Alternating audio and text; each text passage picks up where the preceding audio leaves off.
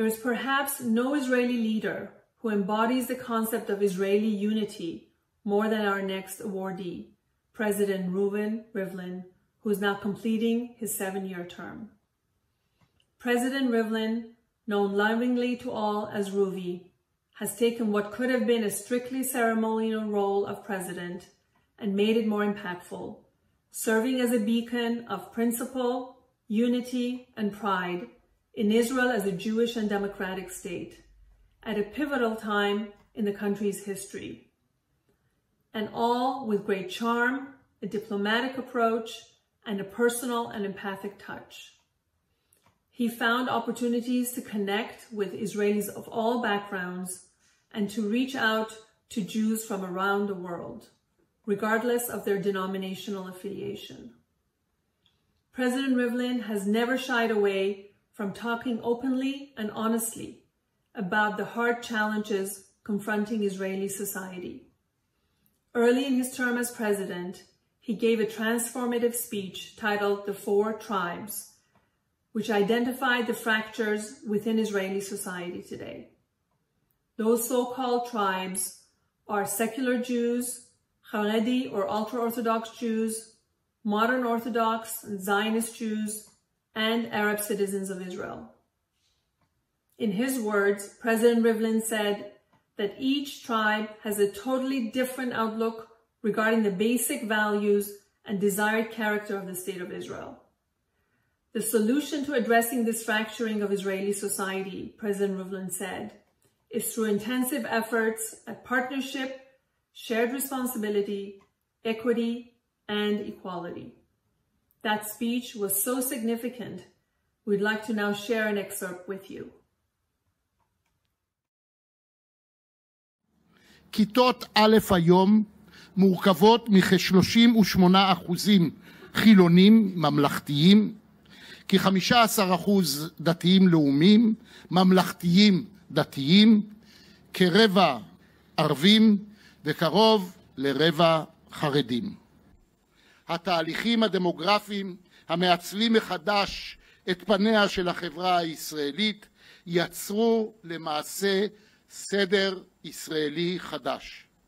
סדר שבו אין עוד רוב ברור ואין מיעוטים ברורים. סדר שבו החברה הישראלית מורכבת מ4 מגזרים, ואם נרצה 4 שבטים מרכזיים שהם שונים במהותם, אלה מאלה שילכו ויתקרבו זה אל זה בגודלם. אם לא נצמצם את הפערים הנוכחיים בשיעור ההשתתפות בשוק העבודה וברמות השכר של הציבור הערבי והחרדי, שעתידים להיות מחצית מכוח העבודה, ישראל לא תוכל להמשיך ולהיות כלכלה מפותחת. הבורות ההדדית והיעדר שפה משותפת בין 4 המגזרים הללו, שהולכים ומדמים בגודלם, רק מגבירה את המתח, הפחד, העוינות והתחרות ביניהם. בשנה הראשונה לכהונתי פעלתי בניסיון לעורר כל צד בתוכנו, לראות את הצד האחר גם כשזה קשה. אני קורא היום לכולם, התגייסו יחד איתי לאתגר. אני שותף של כל מי שמוכן לתת את חלקו במשימה הזו. אני כאן לשירותכם, לשירותה של החברה הישראלית כולה. רק כך, יחד ובשותפות, נוכל לחדש תקווה ישראלית. Mr. President, your loud, clear, and moral voice was heard by many, including by ADL. Indeed, ADL's Israel office took the President's speech and channeled this rallying cry into its flagship annual Social Cohesion Summit, which brings together Israelis of diverse religious, ethnic, geographic, and economic backgrounds to consider and discuss best practices and initiatives to help create a more cohesive, tolerant, and equal Israeli society. President Rivlin, Ruvi, from your days as a member and then Speaker of Knesset to the past 7 years in the President's residence, you have dedicated your life to Israel's well-being, with endless energy, integrity, love, and joy. You, together with your unforgettable late wife, Nechama, of blessed memory, open your home and your arms to Jews from around the world, including to our CEO, Jonathan Greenblatt, myself, and to ADL's leadership, with a clear message of respect and unity. In that time we've spent together, we have been so in awe and inspired by your leadership, your ability to so easily engage with people, your dogged commitment to reach out and to engage with people who may share different views, come from different backgrounds, and pray with different rituals. As you now leave your role as president, we know that this work will not end for you, and hope you will continue to use your important and principled voice for years to come.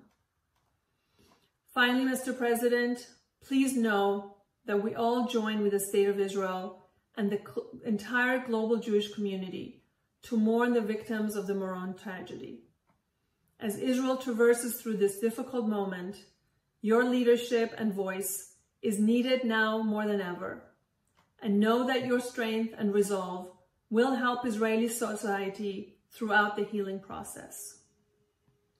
President Reuven Rivlin, it is my great honor to have you join past recipients, including U.S. Secretary of State Madeleine Albright, French President Jacques Chirac, U.S. Secretary of State Condoleezza Rice, and your predecessor, Israeli President Shimon Peres, and bestow upon you ADL's Distinguished Leadership Award.